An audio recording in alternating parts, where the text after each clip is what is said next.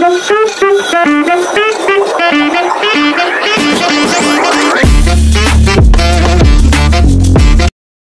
সোমবার ভারত এবং বাংলাদেশের পররাষ্ট্র সচিবদের মিটিং হয়ে গেল। যে মিটিং হওয়ার কথা ছিল 10 তারিখে, সেটা হয়ে গেছে 9 তারিখে। তো এই মিটিংয়ে আসলে আমরা কতটুকু উপকৃত হব বা কতটুকু কি হবে সেটা এখনই এই মুহূর্তে বলা যাচ্ছে না। আর অধীর আগ্রহে যারা আমরা ছিলাম যে ভিসা সমস্যার কি সমাধান হবে বা অগ্রগতি কতটুকু হবে, আসলে সেই ব্যাপারেও কোনো আশার আলো এখন পর্যন্ত দেখছি না। যদিও বাংলাদেশের পক্ষ থেকে বাংলাদেশের যেই পররাষ্ট্র সচিব জসিমউদ্দিন, তিনি কিন্তু জানিয়েছেন তার কথা। তিনি বলেছেন, প্রতি বছর পর্যটন এবং চিকিৎসা উপলক্ষে উল্লেখযোগ্য সংখ্যক বাংলাদেশি ভারত সফর করে। তাদের ভিসা প্রাপ্তি সহজীকরণ সহ অন্যান্য কনসুলার সেবা সহজীকরণের জন্য অনুরোধ করেছেন তিনি। আর এই অনুরোধ কতটুকু কাজ হবে, কতটুকু আসলে ভারত রাখবে, সেটা সম্পূর্ণ এখন ভারতের উপরে। যদিও সবগুলো ব্যাপারের মতো এই ব্যাপারটাতেও আশ্বাস দিয়েছেন। মূলত আসলে এই বৈঠকে আমরা যেটা দেখতে পাচ্ছি যে এক পক্ষ আরেক পক্ষের কথাই শুধু শুনেছেন। তাদের একজনের যে প্রস্তাব সেটা উত্থাপন করেছেন, আরেকজন শুনেছেন। আবার আরেকজনের যে প্রস্তাব সেটা উত্থাপন করেছেন, অন্য পক্ষ সেটা শুনেছে। ঠিক আছে, এছাড়া আসলে বড় কিছু তেমন একটা দেখতে পেলাম না।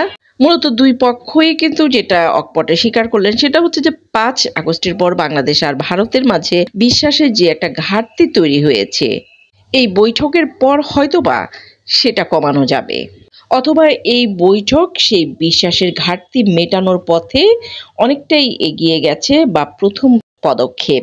এরপর বাংলাদেশের যে পররাষ্ট্র সচিব জসিমউদ্দিন বলেছেন যে তারা এটাও জানিয়েছেন যে একটা দেশের অভ্যন্তরীণ ব্যাপারে যে ভারত নাক গলাচ্ছে বা ভারত যে আমাদের বিষয়ে নানাভাবে মন্তব্য করছে, এটা কোনোভাবেই সমীচীন নয়।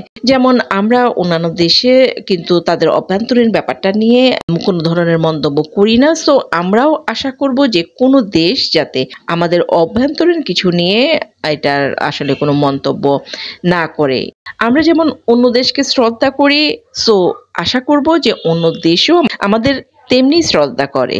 এরপর নর্মালি যেই উচ্চ পর্যায়ের বৈঠকে যেই সব আলোচনা হয়, এখানেও কিন্তু মোটামুটি সেই ধরনের আলোচনাই হয়েছে। যেমন জুলাই আগস্টের বিপ্লবের পরবর্তী সংখ্যালঘুদের প্রতি কথিত যে বৈরী একটা আচরণ, মিথ্যা তথ্য, ভুয়া বিভ্রান্তিকর বয়ান দিচ্ছে ইন্ডিয়ার সংবাদ মাধ্যমগুলো, এইসব ব্যাপারেই কিন্তু বিক্রম মিশ্রির দৃষ্টি আকর্ষণ করা হয়েছে। সো এই সব কিছু আসলে কতটুকু অগ্রগতি হবে, কতটুকু কাজ হবে, এক পক্ষ আরেক পক্ষটা শুনলেন, সেই শুনে তারা কতটুকু কাজ করবেন সেটাই এখন দেখার বিষয়।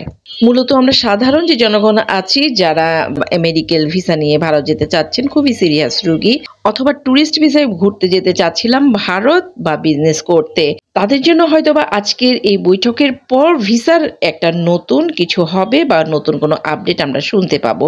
বাট সেই ধরনের কোনো কিছুই আমরা কিন্তু শুনিনি। তো যেহেতু বৈঠকের পর সেই ধরনের সরাসরি আশ্বাস আমরা শুনতে পাইনি, তো এখনো কিন্তু আমরা বুক বেঁধে আশা নিয়ে বসে থাকবো যে বৈঠকের পর পরবর্তী পদক্ষেপ কি নেবেন দুই দেশের সচিবরা বা দুই দেশের সরকার। সো সবাই ভালো থাকবেন। আল্লাহ হাফেজ।